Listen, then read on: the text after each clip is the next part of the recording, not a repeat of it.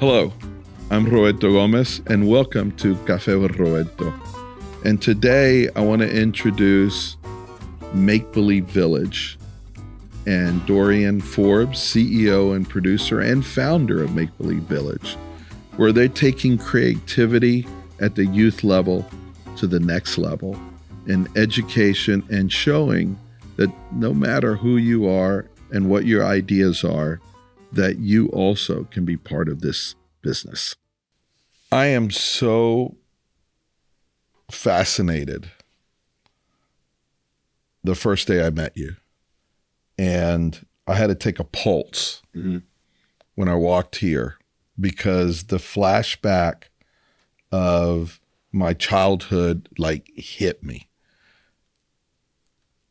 And what took me by surprise was the intense creativity that I've never seen before and the emotion and the passion that extended with your talent. And Dorian, tell me a little bit about who is Dorian, what was Dorian when he was 10, and what got Dorian to this point right now?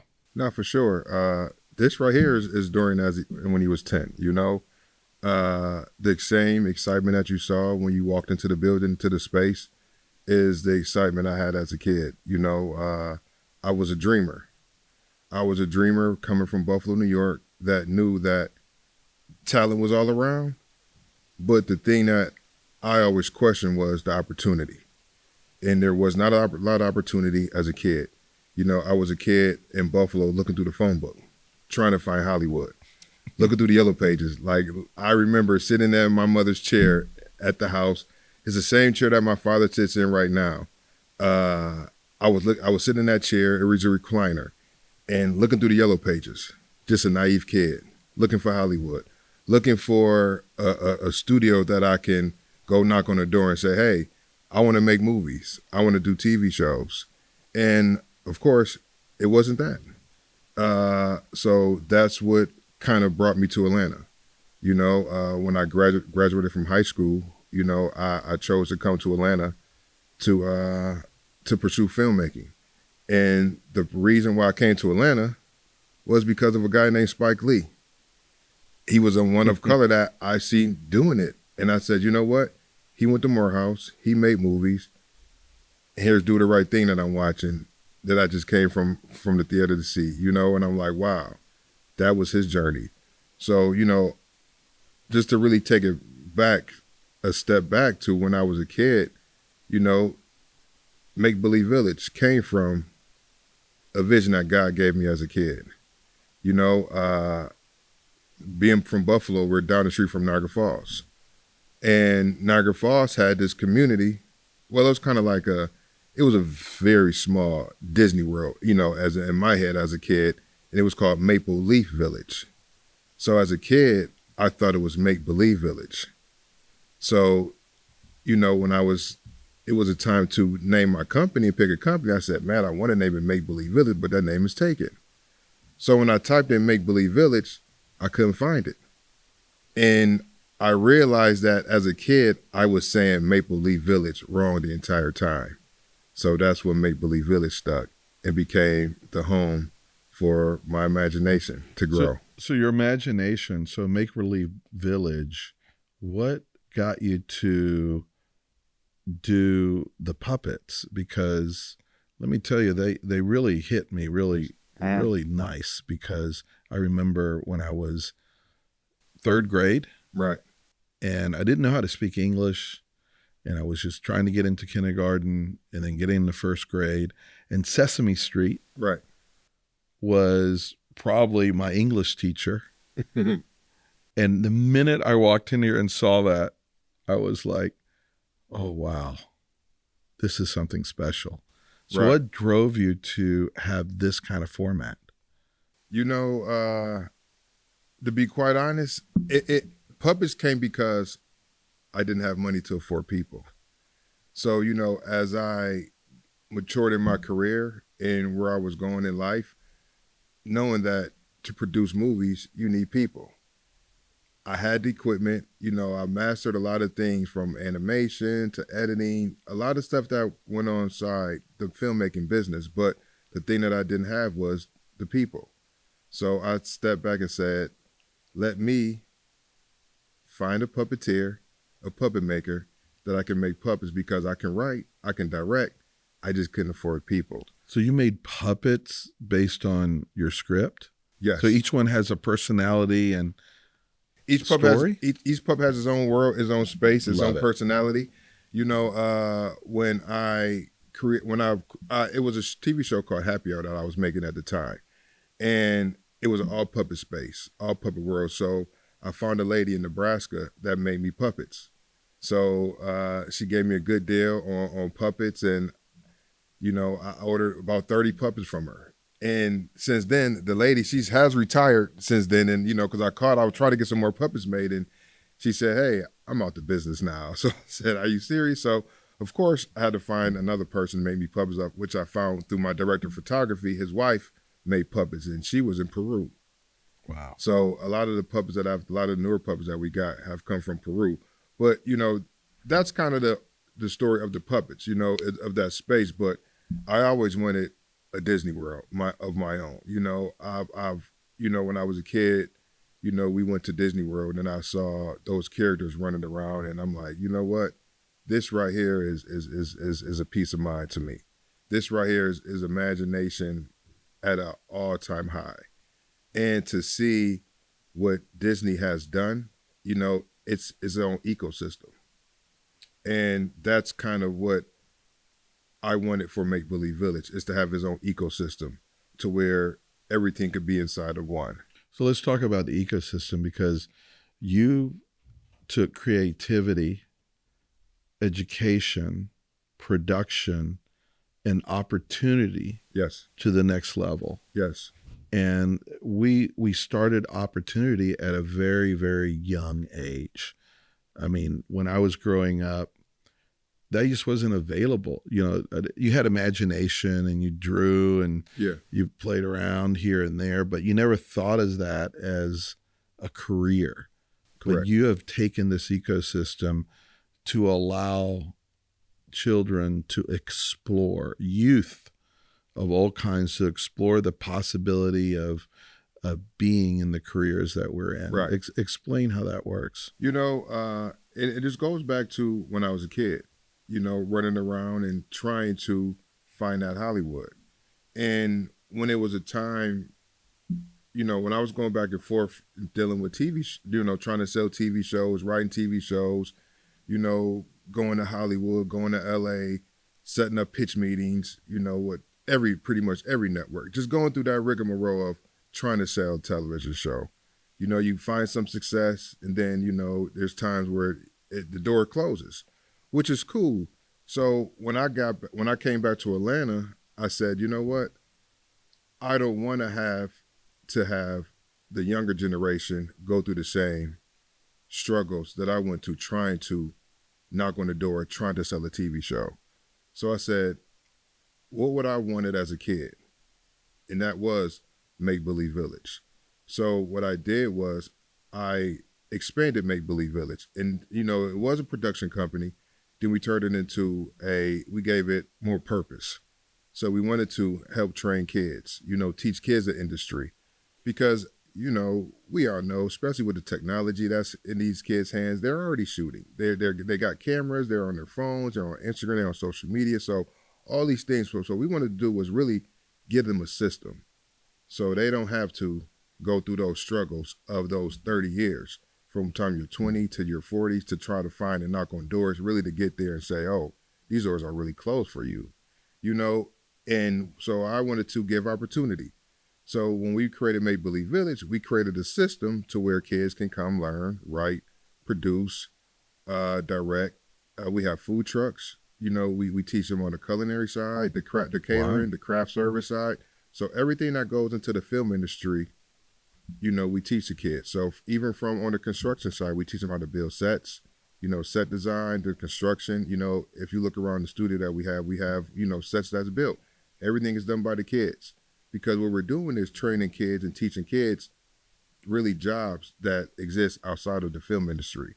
It's just we get them with the caveat of saying, hey, you're going to come here and make a movie, but the kids get more than just to making a movie. Get more than making a movie. They get skills that transfer to other industries, like on the construction side, the hospitality side, so things like that. So we wanted to create that ecosystem to where kids could come get more than just filmmaking. We even teach them we even give the SEL, the social emotional learning.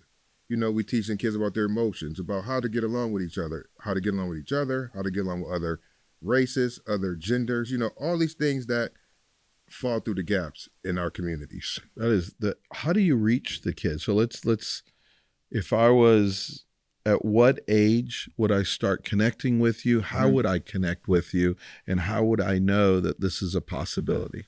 Oh yeah, for sure. I mean, of course, we're on social media. Or go to our website, makebelievevillage.com. We have all the information on our website. And, we reaching out to the surrounding schools. We're right in the heart of Atlanta. We're less than a half a mile from Mercedes-Benz Stadium. We're right in the AUC, Clark Atlanta University, Morehouse, Spelman, Morris Brown. So we're right in that whole system of schools. When I first came to Atlanta, I came to school here. I went to Morehouse. I played football, but I ended up graduating from Clark Atlanta University, where I got my degree in communications, right?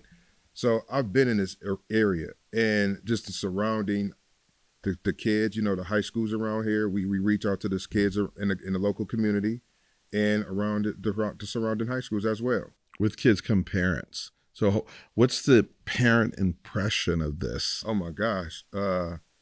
Parents want to play too.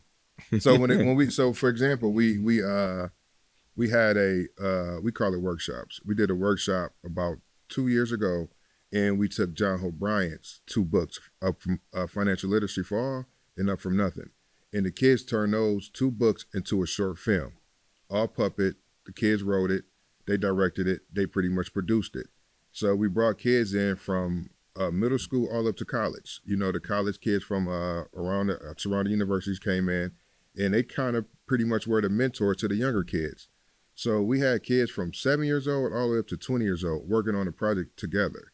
And one thing they didn't question was, hold on, this person's in college or this person's in elementary school, middle school. They all work together. And one thing I noticed, they all put their phones down when they were working. So once we saw that, we knew that we had something. So we just, at that point, we started to figure out how can we scale this. And in the meantime of scaling, different municipalities started to come on board and say, hey, we want this in our city. Even different countries like, hey, we need this over here because our kids need to learn really to speak English, and our kids really need access, exposure, and opportunity to get out there 2-block radius and see the rest of the world. Because I know that's what changed for me. And I think the 3 things a kid needs to grow is access, exposure, and opportunity. It's what I like about what you're doing is it allows, again, kids to see themselves with other opportunities, and their imagination can count. Also, the whole thing is when we say creativity, imagination, right, music, art, design, a lot of people think those are hobbies, but they're careers, and you're showing how that can become a career through this production studio. So what's next? I mean, we're going into 2027. Right. You started this, more puppets, more production studios. Where do you see the vision taking you here in Atlanta or beyond Atlanta? Well, our goals, and our vision board is always global, right? Is doing business beyond our borders, and that's what we're setting up for the scale, because we figure that creativity can affect the world. And I just look at the ecosystem that Disney built. I know I harp on Disney a lot because we look at them as a model source, and that's a global product. That's Mickey Mouse is global, and it started in the early 1900s, and it's still around. It's still existing. It's an IP that's acquiring other IP. So we see how big the intellectual property can be, but we understand the mission of what Make Believe Village is to really reprogram the minds of these kids. And that's a global issue. That's just not here in the United States. Yes, we have our problems here, but to reprogram these minds and these for these kids is definitely a problem that exists, on a global scale. One of the things I've noticed with all these puppets is it is a variety of diversity. Correct. It is understanding how to work with all cultures, and I see that in your skits and stuff. How do you take that into storytelling? I look at it like this: everybody has their own story, right? I have my own story. You have your own story. We've talked, and I've learned a lot about your growing up. You being one of the only Hispanic people in your in your school. So you had to grow with that. Me, coming from a place with no upward mobility. Wanting more. So I see these stories. I see people's struggles from different perspectives, right? I've been in the rooms with the top 1%, and I've been in the rooms with the bottom 1%, and I see the gap. I see the gap, and it's all about opportunity. And once you show that there's opportunity out there, no matter what race, form, whatever it is, it's still a way, it's still a journey for you to take that can lead to something, right? So going back to the puppets, that's why I have a diverse cast, because, we have shows for kids. We have shows for adults. We have sports shows. We have talk shows. So pretty much we have a puppet universe of different diverse programming that pretty much speaks to every age group, from the babies all the way to our elders. What I love about this, it doesn't suppress creativity at a cultural level. It allows children to express who they are and shows them an opportunity that doesn't matter where they come from or background, Correct. that they can stretch that imagination to becoming a career. There's no rules. I love it. There's no rules to this. If it's done right, or if it's in your imagination or if in your mind, it can be done. And that's we want to strip the chains off limits. Anything can be done if it's in your heart. If God put that in your spirit, that's something that really has to be challenged. And that's what we do with our kids. We push our kids. We get our kids to think outside the box. We don't want kids that come in here we don't want to tell them what to do. And I've seen that's one of the hardest things for the kids when we bring them in here. They're so used to being told what to do, especially in these school systems. We're telling them to know what's next. We want you to write this story. So we're always looking at them to, hey, we're challenging them. What's more? Okay, I know you're used to looking at things from this perspective, but hey, there's another perspective that you can look into and tap into. Is there a cause effect? There's always like a cause effect. What you're doing with them, also the cause effect that makes them a better rounded student. And a better rounded person. Do you hear any feedback from parents where it's like, my kids went through this and overall their retention in school and wanting to learn has increased? Oh, it definitely makes a kid a better person, because what we're doing too, we're challenging them to communicate. We're challenging the kid to speak up, to talk, to express themselves in a different manner, even if it's, putting the kid up in front of everybody and just speaking out loud, articulating themselves, because, we know when the kids come here, they're mumbling, they're shy. They're shy. Yeah. So, and I know as a kid too, you're around all these other kids, this is a lot of first time kids are being put in the hot seat, but when they leave here, that hot seat is not hot anymore. They get used to it. And it's all about repetition. That's it. It's just like when you're playing basketball, the better person is going to put up the kid that put up the most shots is going to be the better person 9 times out of 10. So what we try to do is get them to continue to rehearse those skills. And I think it's almost like you're training them to be able not only to communicate, but to visualize and be in front of people without fear and to be able to express themselves. Because that's one of the things, we talked about pitch. In order to pitch, you got to be confident in yourself, your story, the team, the whole thing. and be able to sell that. Confidence is the key. And do you see when you're working with children, have you had the opportunity to see kids become teenagers and teenagers become adults and really pursue this? Yeah, it's one kid that we had. He was in, I think, a sophomore in high school. Now this kid is over at USC Film School. So, it started out in high school. A kid just coming on, had no clue that he wanted to do anything in this field. But now he's in grad school at USC. I think he's in his last year at film school now. This kid has traveled, worked the Olympics when it was in Paris. So all these things have come from, coming to Make Believe Village and being around this community and this environment, and then growing from there. So, we're definitely changing minds of these kids and helping them see beyond what they are exposed to. So let's talk to the adults and the corporations and the non-organizations in the room. How can we get involved with Make Believe Village and its mission? I think it's just partnerships. We created a system that can be implemented into any ecosystem, right? We can take Make Believe Village and plug and place into cities. We can plug and place into schools. We can plug and place into businesses, because guess what most businesses need? They need marketing. They need advertisement. They need video. We have that, right?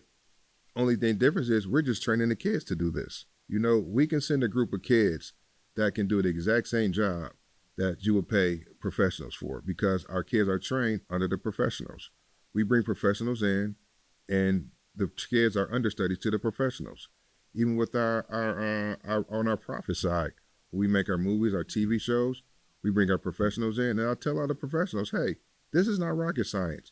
You will have a kid that you will train that works with you on this project. And that's just it. Those are the rules that we demand, and that's what we stick to. And from there, a lot of the professionals are like, hey, I love working with these kids, because guess what? It's the next generation. We need that. I've seen even the people that you're working with on your podcast team, it's the youth. We have to give back to the youth, because that's what's going to always continue to support us and continue to grow. And that cycle will continue to move forward and forward. But to answer your question, it's just partnerships. I think partnerships with, these different corporations, understanding the mission that we have, and to reprogramming the minds of our youth, because that's what I believe needs the most work. One of the things that is investing in the youth, invest in the future of where we're heading as a community. Mm-hmm. One of it becomes a struggle, not having a mentor, right? Not having someone you can rely on. And I feel that your organization actually might even fill that mentorship spot for some of these kids that are growing up. So let's talk about, I'm an organization, I want to get involved. How do I get in contact with you? MakeBelieveVillage.org and MakeBelieveVillage.com. We have two sites. One of course is dedicated to our nonprofit, which is MakeBelieveVillage.org. We have all information up there to where we can partner and create workshops with our youth and with the company, and MakeBelieveVillage.com. So all information is up there on our website to the content that we produced. You see the kids at work. You see everything. You see pretty much the whole vision of Make Believe Village. Do you have any projects coming up that you want to talk about? Or yes. Our project we have is coming up. It's called Real Kids Academy. That's our film our film camp, which we bring about 100 kids in, and during the year, the kids make a feature film. And at the end of the year, the film is debuted and screened at 1,000 seat theater. Wow! And the kids sell the tickets, the merchandise, everything that go inside with the movie, and it's 100% produced, directed, written by kids, and everything. We give them the whole business of that movie. So this is our inaugural year. This is our first year with that, and this is something that we want to continue to go on. And our goal is to have these kids win some awards. You know, we want to pour into these kids. We're partnering with some tech companies that we can't talk about yet, but we're having we got some real big partnerships that's coming on board, and we're, you know, about to pour into these kids and get these kids the next level of, you know, of their lives. Well, we're talking to Dorian Forbes, CEO, founder of Make Believe Village, producer, creator, the whole thing. You're the guy that's running everything in front of the camera, behind the camera. Do you see yourself continuing to do this for a very long time? You know, I asked my wife the other day, well, we always had conversations, and she says, you know, how long do you plan on doing this? I say, until I die. You know, this is something that, you know, you don't retire in this industry. And I feel that there's a lot of product and a lot of imagination still that I've been developing that I haven't tapped into yet. And when I'm watching these kids grow and I'm seeing these kids are really giving me another form of life, you know, for me to keep this thing going, because I'm seeing the lives change. I'm seeing the lives change. I'm seeing the difference that is making inside these kids. And I'm seeing the parents, you know, their rebuttals are, hey, where have you been this entire time? And I'm seeing parents saying, I wish this was around when I was a kid. And I know that we have something, because there's not a lot of people that's doing this. And I've done a lot of research, you know, and when we're speaking with these cities, you know, mayors in these different cities, and the mayors are saying, hey, how can we get Make Believe Village to our city? How can we get Make Believe Village to these different communities? I know that there's something that God has put in me as a kid that is still going to this day. And it's 40 years later. You know, God gave me this vision when I was an 8-year-old kid. And here we are, you know, 40-something years later, and I'm still inside this world of Make Believe Village. So creativity and imagination doesn't have an age limit. There you go. You can be 90 years old and make the best painting and portrait of the world. And some of the best artists in the history of mankind were way older than you and I. Exactly. You know, Dorian, it's been an amazing pleasure to be here. You've inspired me in a lot of different ways. You brought a lot of emotions and imagination when I was a kid. Right. I wish you were around when I was, you know, going to Medlock Elementary School in Decatur, you know, and I would have been one of the kids in your program. Let's say that. Hey, me too. Definitely would have been one of your kids in your program. So our goal here is we want, and Café Roberto is let the world know who you are and what you're doing, because you're doing good. And I want to personally thank you for this. Thank you. Thank you so much for being part of this podcast show. And I hope that everyone will reach out to you. Thank you. No, for sure. Thank you for the opportunity. This has been great. And, you know, it's our mission, you know, is to continue to push the mission forward and everything that we're doing with the kids. And like I say, I want to do my part in bringing peace to this world, because, you know, we definitely need it. And a lot of kids need the opportunity to see outside of what they have. And what we want to do is just help these kids see their gifts and to help these kids exploit their gifts, because we want them to see that God didn't put that in their heart for no reason. And we want to definitely help bring that out, because I know the help that I needed to help bring my gifts out. So that's what we're here for.